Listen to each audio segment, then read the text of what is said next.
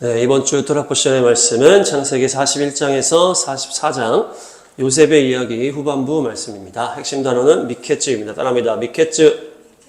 미케츠는 뭐뭐 후에라는 의미고요. 원형은 캐치인데 캐치는 끝을 말하고 마지막, 종말, 파멸 이런 의미가 있는 단어입니다. 이것은 또 카차츠에서 나왔는데 카차츠는 자르다, 잘라내다, 나누다 이런 의미가 있어요. 그래서 뭔가 어떤 길을 탁 잘라버리면 어떻게 됩니까? 그 길의 끝이 딱 생기잖아요. 그래서 끝과 자르는 것과 연결이 되는 거예요. 그래서 그 끝을 딱 두고 탁 잘랐을 때 이것이 딱 끝나는 거다. 그래서 자르다와 끝이 이제 같은 이제 어원인 것입니다. 말씀 보겠습니다. 창세기 41장 1절. 41장 1절 시작. 만 2년 후에 바로가 꿈을 꾼즉 자기가 나일 강가에 서 있는데 아멘. 여기 만 2년 후에가 이제 미케츠가 되는 것인데요. 요셉이 감옥에 있은 지 2년이 될 때에 이집트의 파라오가 꿈을 꿉니다. 꿈을. 그래서 그 2년 후에 이제 미케츠인데요. 이제 요셉이 감옥에 있는 시간이 갑자기 탁 잘라지면서 끝나는 것이에요. 네. 갑자기 탁 자르고 들어오는 거죠. 네. 그래서 이것은 갑자기 일어나는 일을 말하는 거예요. 갑자기. 네. 감옥의 시간이 갑자기 끝나는 그 사건이 발생하는 것이에요. 그래서 꿈을 꾸고서 그 꿈의 해몽을 위해서 탁 나오잖아요. 그래서 총리의 시간으로 쫙 열려지는 것이. 그것이 바로 이 미케츠라는 단어입니다. 요셉의 그 긴 어두운 시간, 긴 고통의 시간, 긴 훈련의 시간, 이것이 갑자기 가위로 잘라지듯이 탁 끝나버리는 것이에요. 그래서 갑자기 축복의 시간, 영광의 시간, 기쁨의 시간으로 확 바뀌는 것입니다. 이렇게 되는 것이 바로 오늘 단어의 또 이야기 내용입니다. 그래서 이 캐치가 갑작스럽게 분위기가 반전되는 것을 말하는데 고통이 갑작스럽게 끝난다. 그래서 우리 예수님께서도 갑자기 죽음을 이기시고 부활하셨다. 그렇죠? 죽음을 이기고 부활해버리시고 이스라엘 나라도 갑자기 하루 만에 탁 세워져 버리잖아요. 그래서 우리의 고통과 슬픔과 훈련의 시간도 갑자기 끝나게 될 줄로 믿습니다. 새롭게 반전되는 날이 될 줄로 믿습니다. 그래서 여기서 요셉의 감옥에서의 고통의 시간을 만 2년이다 이렇게 표현을 했는데요. 만 2년이 원어로는 요음샤네예요. 요음샤네. 그래서 요음은 낮, 하루, 매일 이제 이런 의미가 있고요. 샤네는 1년, 연을 말하는 건데 이제 복수를 쓰였기 때문에 2년이다 이렇게 해석을 한 것인데 이것은 또한 2년을 말할 뿐만 아니고 이틀을 말한다라는 것이에요. 요음이 이제 요일을 말하는 단어이기 때문에 그래서 이 연결을 하면은 요셉은 감옥에서 2년 있다가 갑자기 총리로 부활을 했고 요셉과 연결되는 예수님은 이틀 있다가 죽음에서 갑자기 사망을 이기고 부활하셨다. 그것이 어둠은 끝나고 빛의 역사가 갑작스럽게 펼쳐지는 것입니다. 끝까지 인내함으로 주님만 신뢰함으로 주님만 소망함으로 나가면은 이 어두운 터널이 때가 되면 갑작스럽게 끝나게 될 줄로 믿습니다. 그래서 기쁨과 승리와 부활의 역사로 갑작스럽게 나가는 것입니다. 이번 주가 그런 주가 될 줄로 믿습니다. 갑작스러운 승리가 임할 것입니다. 갑작스러운 부활의 역사가 있을 줄로 믿습니다. 갑작스러운 상승의 역사가 있을 줄로 믿습니다. 그렇게 요셉과 예수님은 닮은 꼴의 인물입니다. 그래서 다음 말씀 보시면 창세기 41장 14절 시작. 이에 바로가 사람을 보내어 요셉을 부르매 그들이 급히 그를 옥에서 내놓은지라 요셉이 곧 수염을 깎고 그의 옷을 갈아입고 바로에게 들어가니 아멘. 급히 그를 옥에서 내놓은지라. 그렇죠? 급히 옥에서 내놓은 급히 갑작스럽게 사망이 예수님을 묶어둘 수 없었다. 갑자기 그를 내놓아 버리는 거예요. 죽음이 예수님을 묶을 수가 없는 거예요. 그래서 그를 토해져 버렸다는 거예요. 죽음이 예수님을 갖고 갇혀 있을 수가 없다. 토해져 버리는 거예요. 그래서 부활하시고 무덤을 나오신 것이 딱 연결이 되는 거예요. 여기서 요셉이 수염을 깎고 옷을 갈아입었다 이렇게 하거든요. 다음 보시면 갈라흐가 수염을 깎아 면도하다 이런 의미가 있어요. 그래서 성경에서 털을 민다는 것은 여러 가지 의미가 있겠지만은 나병 걸린 사람이 깨끗하게 된 다음에 털을 쫙 미는 것이에요. 그것이 이 나병과 연결되는 것이 털을 미는 것이에요. 한 말씀 보시죠. 레위기 14장 78 시작. 나병에서 정결함을 받을 자에게 7번 뿌려 정하다 하고 그 살아있는 새는 들에 놓을지며 8절 정결함을 받는 자는 그의 옷을 빨고 모든 털을 밀고 물로 몸을 씻을 것이라. 그리하면 정하리니 그 후에 진영에 들어올 것이나 자기 장막 밖에 이래를 머물 것이요. 아멘. 나병에서 깨끗하게 된 다음에 하는 일이 바로 온몸에 털을 미는 것이에요. 그래서 나병에 정결하게 되는 것과 이 죄에서 자유케 되는 것이 연결이 되잖아요. 그래서 이 재물의 피를 쫙 나병 걸린 이 사람한테 뿌린 다음에 이 털을 다 밀고서 깨끗하게 되었다는 걸 선포하는 것이에요. 그래서 마치 이 예수님께서 죽음에서 부활하신 건 뭡니까? 모든 죄를 끝내버리신 거예요. 요셉이 이 자기 털을 미는 것은 결국 예수님이 이 나병 걸린 우리를, 죄에 완전히 장아찌가 된 우리를 구원하시기 위해서 이것을 돌파하시는 사건을 바로 말하는 것이에요. 부활과 연결되는 사건이라는 것이에요. 그래서 죽음을 다 이기고 이 털을 쫙 밀고 나병이 끝나는 것처럼 예수님께서 모든 그 죄를 다 끊어버리고 죽음에서 부활하신 것입니다. 그래서 이 요셉과 이 예수님의 부활이 다 연결이 되는 것이에요. 다음 보시면 옷을 갈아입는 것도 시물라 할라프입니다. 따라합니다. 시물라 할라프. 시물라는 의복, 싸는 것, 덮개 이런 의미가 있어요. 그래서 우리의 행위를 이제 옷으로 연결하잖아요. 우리가 또 행위가 우리의 삶에 나타나는 것처럼 옷이 우리의 행위인데 그것이 이제 바뀌어지는 것이. 할라프는 나아가다, 지나가다, 꿰뚫다, 관통하다, 바꾸다, 갈아입다 이런 의미가 있어요. 그래서 그냥 갈아입다라고 볼 수도 있지만은 지나간 거예요. 꿰뚫고 관통해버렸다는 것이에요. 그래서 그 예수님께서 어둠을 뚫고 사망을 관통해서 부활의 역사로 나간 것처럼 이 요셉도 이 감옥에서 그것을 뚫어버리고 빛의 그 총리의 길로 탁 나가는 거예요. 그래서 예수님의 이 부활과 이 요셉이 감옥에서 탁 털을 밀고 옷을 싹 갈아입고 총리로 확 나가는 것과 탁 연결이 되는 것입니다. 그래서 요셉은 이집트와 그 당시의 열방을 다 구원하는 통로가 되고 예수님께서도 온 열방을 다 구원하시는 통로가 되시는 것이에요. 그래서 죄에서 자유케 되고 어둠을 뚫고 나오신 우리 메시아 그리스도가 되시는 것입니다. 다음 말씀 보시면 창세기 41장 40에서 43, 40에서 43 시작. 너는 내 집을 다스리라. 내 백성이 다 내 명령에 복종하리니 내가 너보다 높은 것은 내 왕자뿐이니라. 41. 바로가 또 요셉에게 이르되 내가 너를 애굽 온 땅의 총리가 되게 하노라 하고. 42. 자기의 인장 반지를 빼어 요셉의 손에 끼우고 그에게 세마포옷을 입히고 금사슬을 목에 걸고. 43. 자기에게 있는 버금 수레에 그를 태우매 무리가 그의 앞에서 소리 지르기를 엎드리라 하더라. 바로가 그에게 애굽 전국을 총리로 다스리게 하였더라. 아멘. 여기서 너는 내 집을 다스리라 이렇게 하잖아요. 온 땅을 다스리는 권세가 지금 요셉에게 임한 것처럼 예수님에게도 임하신 것입니다. 부활하신 예수님께 온 땅을 다스릴 권세가 주시고 그것이 예수 이름의 능력이라고 그러죠. 그래서 예수 이름은 모든 것이 위에 뛰어난 이름이 되셨다. 그래서 그 바로가 이 온 세상을 다스리는 하나님과 연결이 됐을 때에 왕과 같은 하나님과 같은 권세가 예수님의 이름에 있게 됐다는 것이에요. 요셉도 그 이집트 온 땅의 총리가 되어 바로와 같은 그런 권세를 누리게 됐다는 거예요. 내 왕자 말고는 너와 같다는 거예요. 내 왕자, 이 자리 말고는 너랑 내가 같다. 그래서 계시록에 예수님께서 표현이 될 때 어떻게 표현을 합니까? 하나님과 예수님을 표현을 할 때 보좌와 어린 양 이렇게 표현하는 거예요. 지금 이것이 요셉이 파라오와 구별되는 장면과 똑같이 연결이 됩니다. 계시록 5장 13절. 5장 13절 시작. 내가 또 들으니 하늘 위에와 땅 위에와 땅 아래와 바다 위에와 또 그 가운데 모든 피조물이 이르되 보좌에 앉으시니와 어린 양에게 찬송과 존귀와 영광과 권능을 세세토록 돌릴지어다 하니. 아멘. 여기 나오잖아요. 보좌에 앉으신 분과 어린 양 이렇게 나오는 거예요. 그래서 이 너랑 나는 다른 게 내가 왕좌에 있는 거 말고는 없다. 똑같다는 거야. 똑같다. 그러면서 인장 반지를 빼어서 요셉에게 딱 주잖아요. 인장 반지는 바로 통치권을 말하는 거죠. 왕의 통치권. 에스더서에 보시면 8장 8절 시작. 너희는 왕의 명의로 유다인에게 조서를 뜻대로 쓰고 왕의 반지로 인을 칠지어다. 왕의 이름을 쓰고 왕의 반지로 인친 조서는 누구든지 철회할 수 없음이니라 하니라. 아멘. 왕의 조서를 쓰고 왕의 인장 반지로 인을 치는 거예요. 인장 반지가 바로 이 도장 이렇게 하면서 이 반지로 도장을 딱 찍는 거거든요.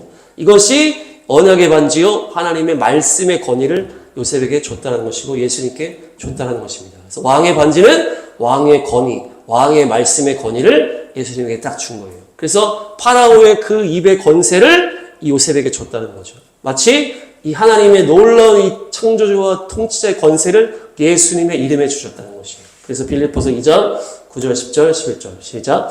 이러므로 하나님이 그를 지극히 높여 모든 이름 위에 뛰어난 이름을 주사. 10절. 하늘에 있는 자들과 땅에 있는 자들과 땅 아래에 있는 자들로 모든 무릎을 예수의 이름에 꿇게 하시고 11절 모든 입으로 예수 그리스도를 주라 시인하여 하나님 아버지께 영광을 돌리게 하셨느니라. 아멘. 모든 이름 위에 뛰어난 이름을 주사 모두가 예수님의 이름에 무릎 꿇게 하였다. 그래서 예수 그리스도를 주라 시인하면서 모든 하늘 위 하늘 아래 모든 피조물이 예수님의 이름에 다 굴복할 수밖에 없는 그런 놀라운 이름을 줬다고 하면서 그 예수님의 이름에 무릎 꿇으면서 선포하라 하잖아요. 이것이 바로 창세기 41장 43절. 시작. 자기에게 있는 버금 수레에 그를 태우매 무리가 그의 앞에서 소리 지르기를 엎드리라 하더라. 바로가 그에게 애굽 전국을 총리로 다스리게 하였더라. 아멘. 요셉이 이제 이 왕의 보좌를 타고 탁 걸어갈 지나갈 때 어떻게 합니까? 엎드리라 이렇게 하는 거예요. 모든 무릎을 예수님의 이름에 꿇게 하시고 이렇게 연결이 되는 것이에요. 그래서 예수님의 이름에 모두가 무릎 꿇는 것처럼 지금 요셉이 지나갈 때 모두가 엎드리라 하잖아요. 그래서 예수님과 요셉은 이렇게 같은 연결선에 있다는 거예요. 다음 보시면 창세기 41장 45절 시작.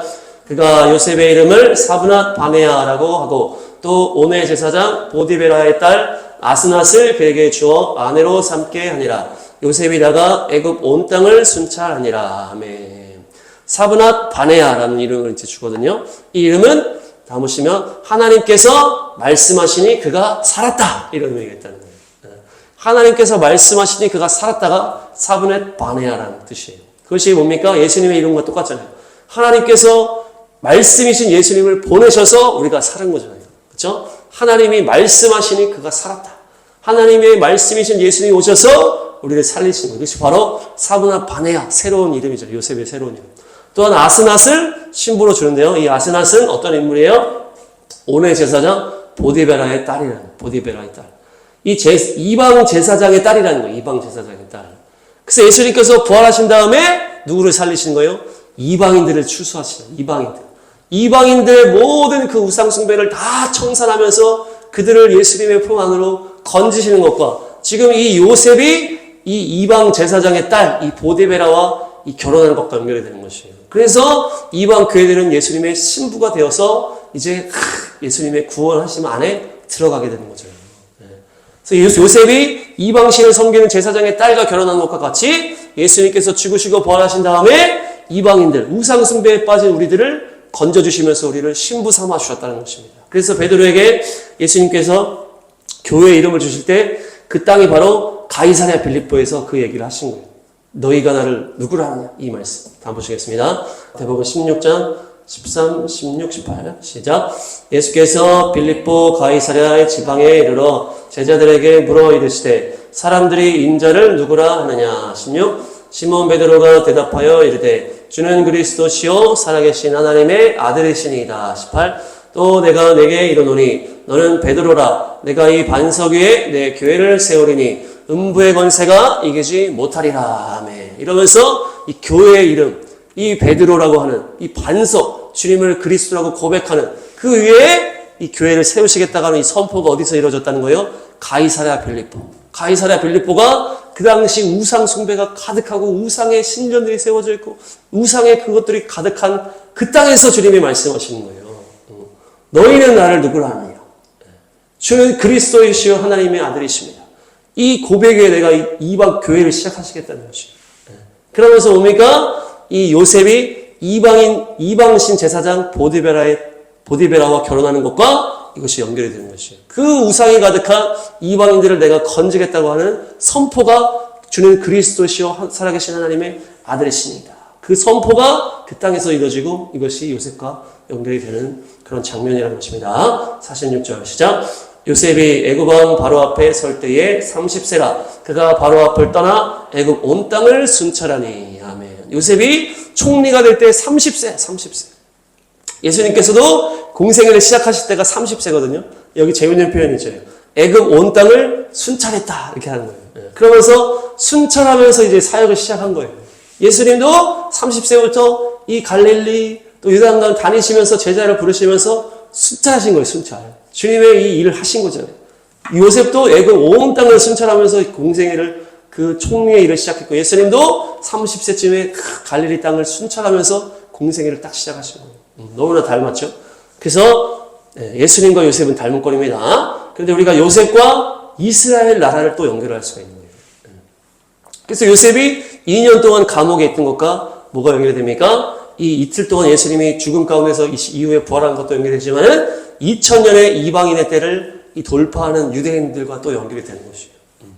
이 이방인의 때 2000년 동안에 이 온 세상에 유리방황하면서 박해를 받고 고통을 당했던 그 장자민족 유대인과 연결되는 또 시점이 바로 이 요셉이 2년 후에 감옥에서 나오는 장면이라는 거예요. 그래서 요셉은 열방을 구원한 이방인 예수와 이방인을 구원하신 예수와 이름과도 연결되지만은 그 야곱의 자손들, 이스라엘 백성들과도 연결이 된다는 것이에요. 그래서 요셉의 회복은 2000년 이후에 이스라엘 나라의 회복과 연결이 되는 것입니다. 그렇게 해서 마지막 때와 연결이 되는 장면이 바로 이 파라오의 꿈이에요. 꿈.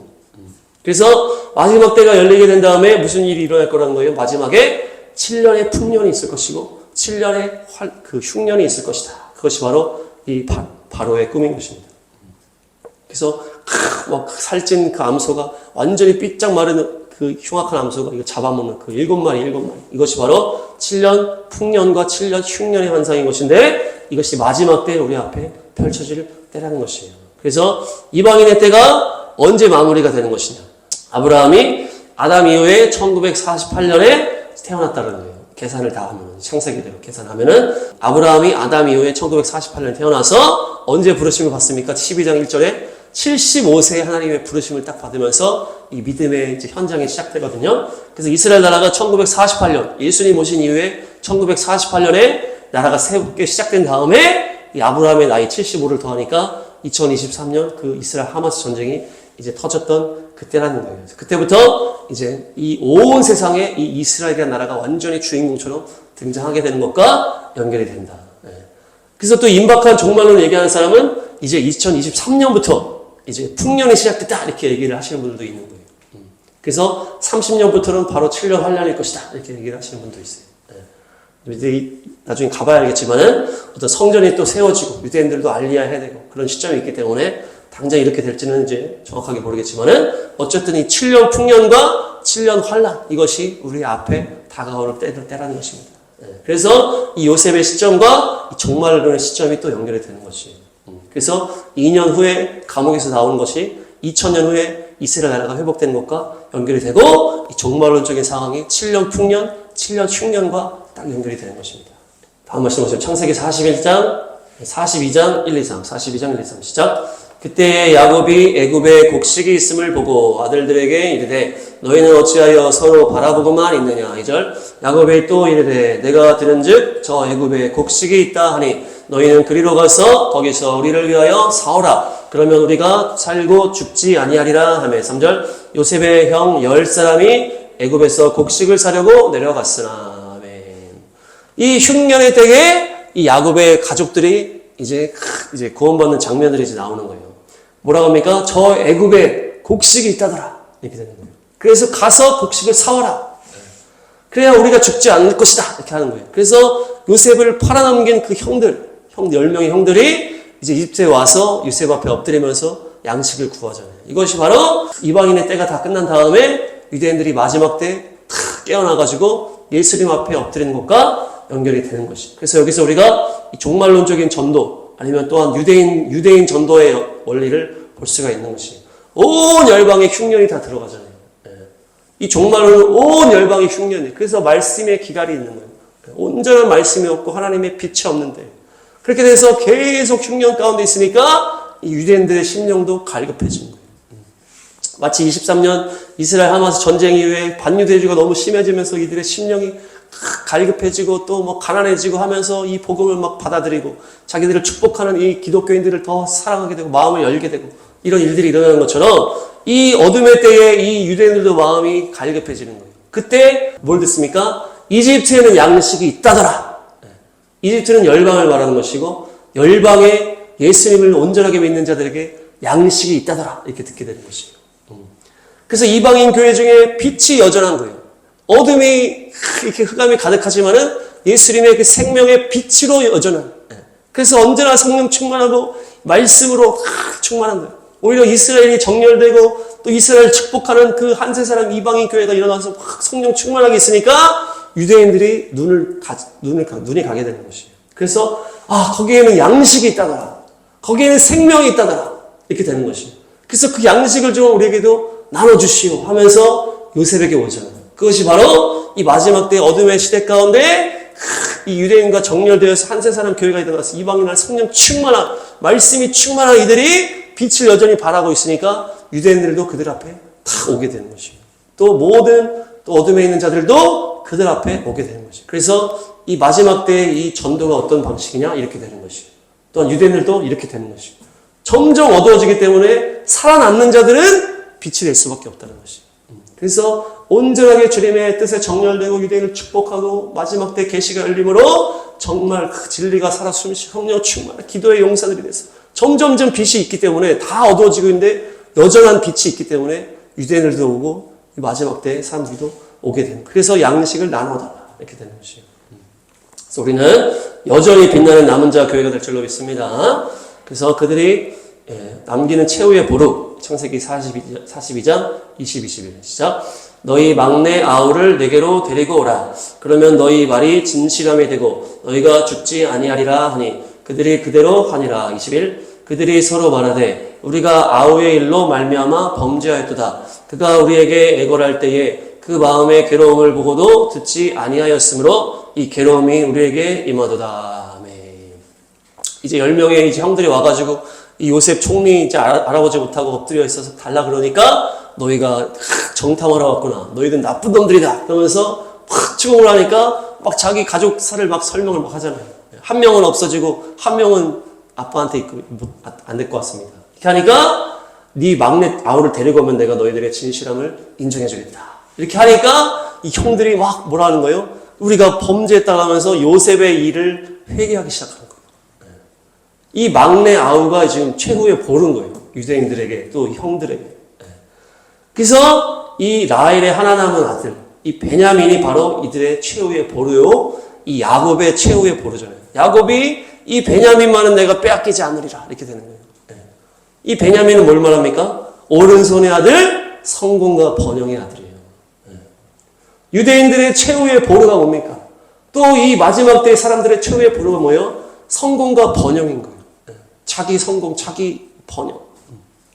그래서 유대인들이 그것을 끝까지 붙잡고 안 노는 거예요. 야곱이 이 베냐민만은 안 돼 이렇게 되는 거예요. 베냐민만은 안 돼. 그래서 이 성공과 번영의 아들 이것을 붙잡고 놓지 않는 거예요. 유대인들이. 또 마지막 때도 마찬가지고. 그렇지만 이것을 가지고 오라는 거예요. 요셉이.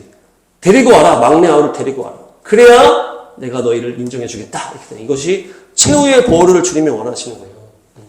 예수님께서 유대인들을 보실 때 어떻습니까? 그들의 마음을 다 받기를 원하시는 그들이 옛날부터 계속 넘어진 방법이 이 넘어진 우상이 바로 이 바알 아세라 우상이 바로 이 성공과 번영을 말하는 것이잖아요. 그 풍요를 위해서 그 바알과 아세라 우상을 숭배하는 거 아닙니까? 내 성공을 위해서 이 번영을 위해서 계속 하나님을 겸하여 섬겼던 거예요. 그래서 예수님께서도 뭡니까? 3번 부인한 베드로 앞에 가서 네가 나를 사랑하냐 3번 딱 물어보죠.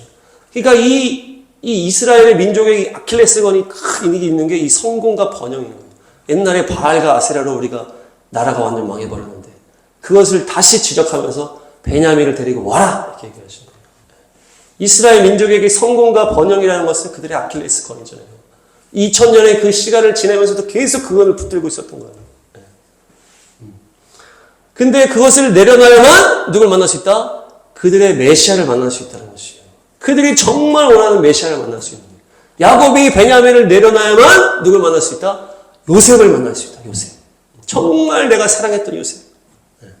잃었던 그 요셉을 다시 만날 수 있는 길이 딱 하나 있는 거예요. 베냐민을 내려놔야 돼요. 베냐민을 내려놔야 된다.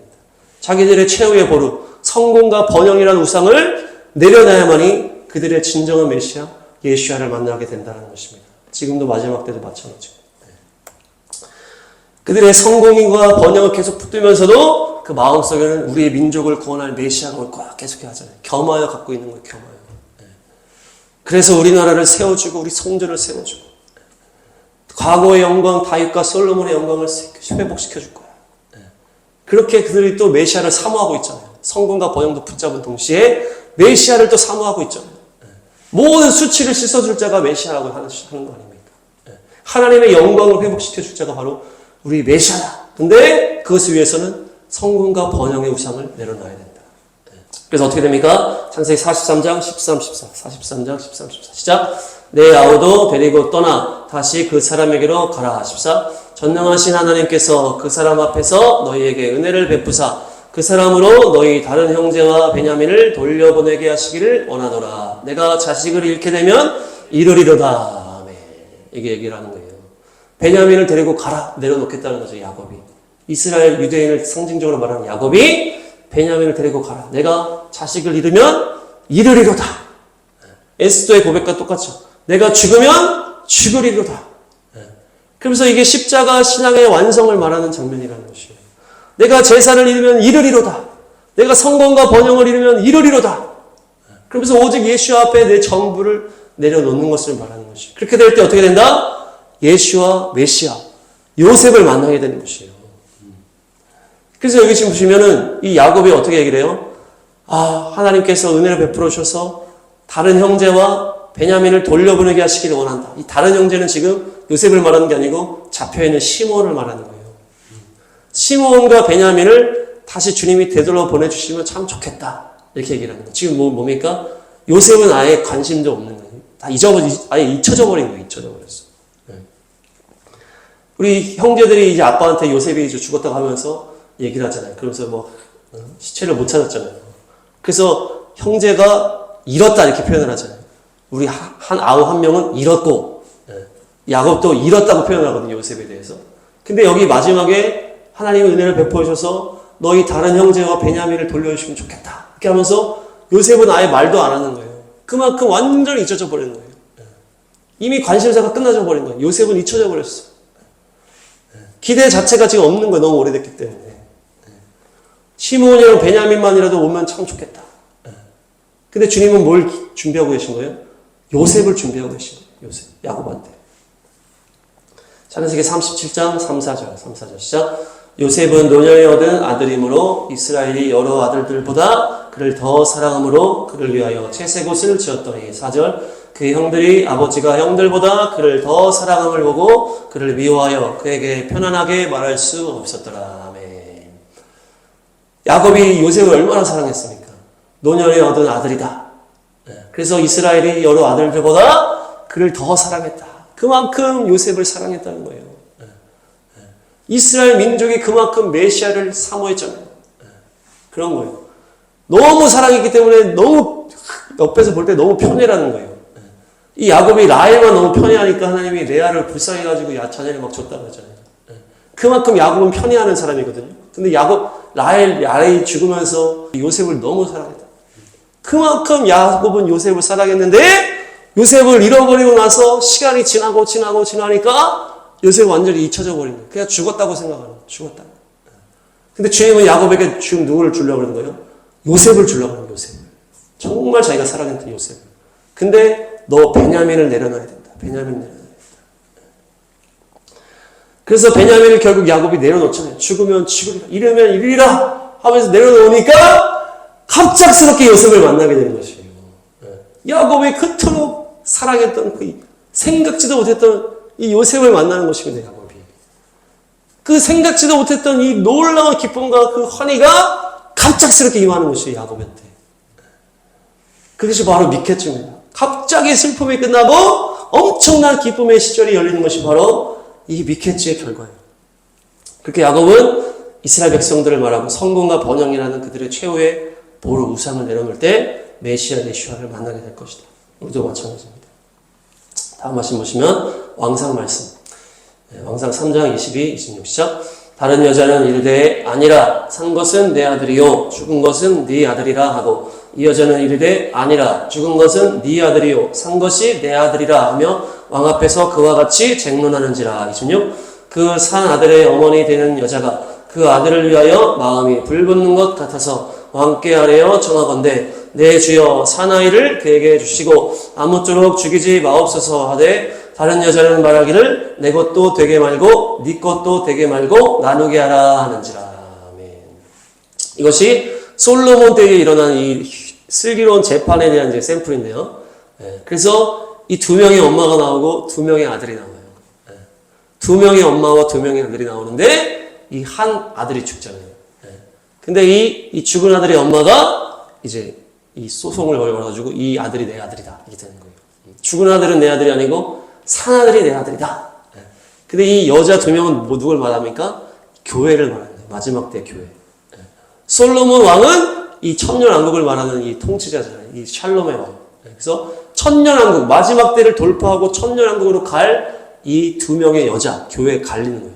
이 교회를 말하는 거예요. 그래서 10명의 처녀 중에서 이 예수님을 기다리는 10명의 처녀 중에서 5명은 미련하고 5명은 슬기롭다. 하고 똑같은 장면이에요. 솔로몬이. 두 명의 여자인데 한 명은 미련하고 한 명은 슬기로운 거예요. 근데 미련한 여자가 뭐라고 말합니까? 죽은 아들이 내 아들이 아니고 산 아들이 내 아들이다. 이렇게 된 거예요. 자기가 죽였지만은 죽은 아들은 내 아들이 아니라는 거예요. 죽은 거는 원치 않는다는 거예요. 이 아들이 두 명인데 이것은 결국 한 아들을 말하는, 바로 예수님을 말하는 거예요. 죽은 아들은 예수님의 십자가를 말하는 것이고 산 아들은 예수님의 부활을 말하는 것이에요. 근데 미련한 처녀들은 누굴 말하는 거예요? 나는 십자가를 원치 않아. 난 부활만 원한다. 부활만 원한다. 나는 영광만을 원한다. 나는 그 세상 권세만 누리기를 원한다는 거예요. 부활의 그것으로 나는 좋은 것만 누리기를 원한다. 그 베냐민과 같이 성공과 번영만 누리기를 원한다. 나는 죽은 아들을 원하지 않아. 나는 십자가를 원하지 않는다는 거예요. 그게 미련한 자는 마지막 때 돌파를 못하는 거예요. 근데 돌파하는 미련한 슬기로운 여자는 뭐라고 합니까?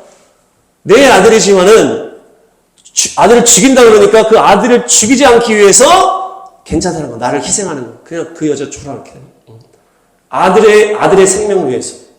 그 아들의 생명이 뭡니까? 예수님의 생명을 위해서 내가 희생하는 것을 말하는 것이에요. 미련한 여자는 뭡니까? 나는 십자가 지기 싫어. 나는 좋은 것만 하고 싶어. 이렇게 얘기를 하지만은 슬기로운 여자는 뭐라고 하는 거예요? 내가 죽더라도, 내가 희생하더라도 저 아들의 생명을 살리겠다. 내가 희생하고 그냥 저 여자 주더라도 나는 저 아들을 살리겠다는 것이에요. 그것이 바로 이 종말론을 통과한 믿음의 용사들을 말하는 것입니다. 그것이 바로 뭡니까? 자기 부인이잖아요. 자기 부인, 십자가. 자기 성공과 번영을 십자가에 못 박을 때 온전한 예수와 메시아, 우리의 메시아 예수와를 만날 수가 있다는 것이에요. 그래야만이 이 마지막 때 이 매매의 권세를 가지고 이 문명의 권세가 우리를 하는 것이 적고 있었죠. 그것을 이길 수가 있다는 것이에요. 나를 위해서 죽으신 예수님 앞에 무릎 꿇고 그분의 생명을 위해서 내가 좁은 길 좁은 문으로 나아가겠다는 것이 마지막 때의 유혹과 테스트인 것입니다. 그래서 그것을 바쳐라. 베냐민을 바쳐라. 그랬을 때 끝까지 돌파할 줄로 믿습니다. 그것이 바로 한국화 교회의 사명인 줄로 믿습니다. 정리하겠습니다. 미케츠는 갑작스러운 상황이 생겨서 가위로 잘라내듯이 좋게 확 변하는 것이에요. 그래서 갑자기 2년의 이 감옥 생활을 끝나면서 갑작스럽게 총리가 되는 눈이 확 열려버리는 것이에요. 그것이 바로 미케츠, 갑작스러운 돌파와 승리. 그래서 요셉이 면도를 하고 옷을 갈아입는데 이것은 나병이 치유된 다음에 몸에 털을 다 밀고 새 옷을 입는 것과 연결이 되고 그것이 예수님의 십자가 부활과 연결이 되는 것이에요. 요셉이 면도를 하고 옷을 갈아입은 것은 예수님이 죄의 권세를 끊으시고 죽으시고 부활하신 것과 연결이 된다. 그래서 예수님이 부활하셔서 모든 이름 위에 뛰어난 이름을 받은 것처럼 요셉이 그 인장 반지를 받으면서 이 다스리는 권세를 받게 된다. 파라오와 다른 게 없이 모든 이름에 뛰어난 이름을 받고 권세를 받게 되는 것이에요. 그래서 요셉이 이방인 제사장의 딸과 결혼한 것은 뭡니까? 부활하신 이후에 복음이 이방인들에게 흘러갔다. 우상 숭배에 빠진 이방인들에게 흘러가서 예수님이 그들을 신부 삼아주셨다는 것과 똑같은 이방인 제사장의 딸과 요셉이 결혼한 것이 그렇게 연결이 되는 것이에요. 요셉은 이스라엘 백성들과 연결이 또 된다고 그랬죠. 2000년의 이방인의 때가 끝난 다음에 이 고통받는 이 시간이 끝나고 1948년 나라가 회복되면서 이 마지막 때가 열리고 이제는 마지막에는 진짜 마지막에는 7년 풍년, 7년 흉년이 있을 것이다. 그것이 23년 하마 전쟁부터 시작될 것인지 된 것인지 아니면 성전 이후에 될 것인지 주님께서 하실 것이다. 또한 뭡니까? 마지막 때 유대인들을 전도하고 마지막 때 영혼들을 추수하는 것은 뭡니까? 점점 다 어두워지는 거예요. 말씀이 없고 양식이 없을 때에 여전히 빛나는 것이에요. 진리 가운데 기도 성령 충만함으로 말미암아 여전히 빛나는 그들을 향해서 애굽에는 양식이 있다다 이렇게 되는 것이에요.